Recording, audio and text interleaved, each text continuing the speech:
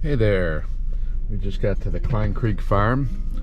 We're gonna do the house tour today. For the settings on the GR3X, I'm gonna be shooting in AV or aperture mode. I have it set to positive film, JPEG plus RAW, using highlight weighted metering. I got it set to the new auto area autofocus center. We'll see how that works out. This is my first time trying that since the Ricoh update. So as far as my auto ISO settings, obviously is auto. Upper limit I have at 12,800. The lower limit is at 100, and the minimum shutter speed. I'm not expecting a lot of movement or high-speed movement. Not really doing street photography today, so I think since we'll be in some darker areas, I'm going to lower that down to let's try 1/40th. And depending on how it goes, of course, we might need to raise that up. So let's go.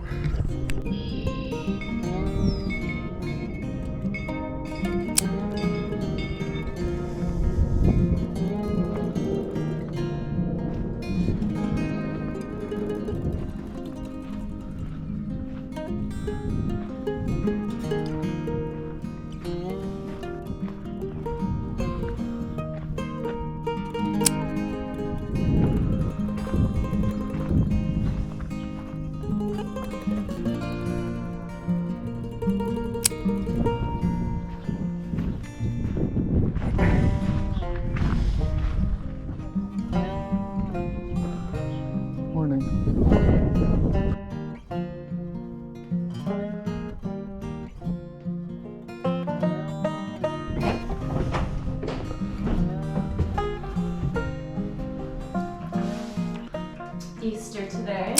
Oh. Try to get that yummy stuff going at Amazon. These things are right. Because yeah, we are sitting right here. But yeah, so for Easter weekend, like I said, making kind of the fun stuff with hot cross buns. These are really yummy. They kind of like cinnamon rolls almost. Get the fire started. Up to temperature. A little dangerous. But yeah, we use the stove for hot water so I can do all the dishes. So we do have a sink with running water in here. These back then were meant to last, and it really is quite indestructible. Yeah, the kitchen was a very active workspace. Kids would have to be helping mom out in the kitchen. She's cooking five pretty large meals a day in here every day. Farmers eat about 5,000 to 10,000 calories every day to keep up all of the energy needed to do all of the farm work, which is like on par with Olympic athletes who eat about 10,000 calories a day. So it's just kind of an example of how much they ate, and it's not necessarily what we would consider health food. Because it's lots of butter, lard, sugar, bread. Not necessarily a whole ton of meat, but definitely depends on the season. And these come straight out of an 1896 cookbook. But yeah, hot cross buns have been made for, I don't know when they started becoming traditional, but they've been around for centuries. And in the dining room, make sure to stay on the rug and the wood floor. This mat was hand painted for us, so tight touch. Sure. Over here we did a bunch of egg dyeing the other day for Easter. So all using natural dyes from things that would be pretty easy for a Midwest farmer to get. So in order of the rainbow, we've got beets, turmeric and mustard, carrots, spinach, blueberries, blackberries and red cabbage, and then coffee. And onion skins to make the brown. Now I just need to do some light blue, and then I really do have the progressive red flag. Yeah, beautiful. So here we have yet another furnace for heat. Coming up, ladies' home journals of the era. I'll advise for this area you don't take down your stoves until at least the middle of May, because you never know if you'll have second winter like we're currently experiencing. So then we don't take down the heaters because ash and soot collects and gathers over time. Mm-hmm. And the only way to clean it out of the stove is to disassemble all of those pipes. So they're only going to do that in the spring once they're done with it for the year.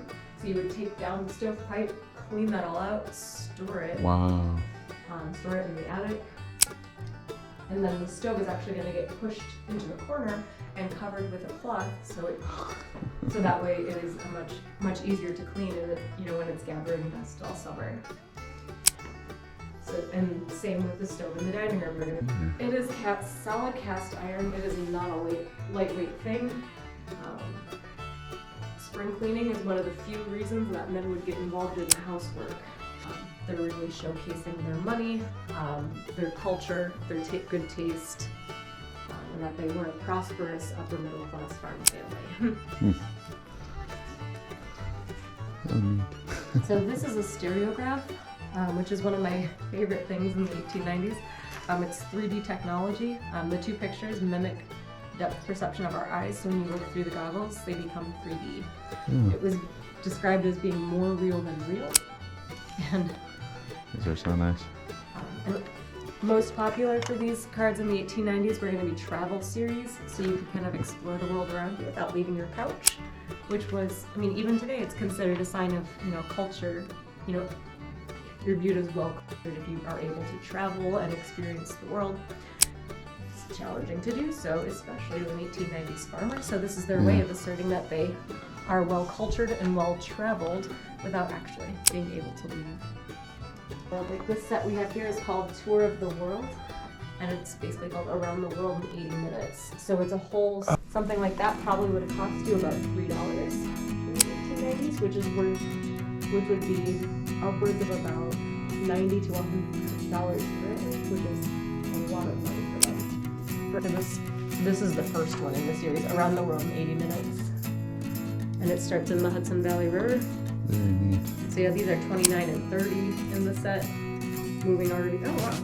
Already heading to Holland. Yeah, Germany, then Holland.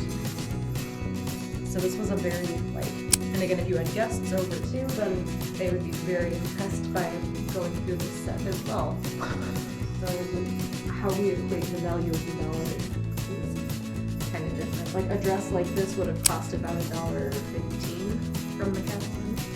A snuff box. Oh. So snuff is like a tobacco powder that is stored. You exit out to the parlor, so you can be a fancy guest at the house at least, and soon enough we'll have all sorts of flowers going around down here. So that way visitors would be impressed by this house and the parlor, even if they were Very nice. Well, thank you. Yeah.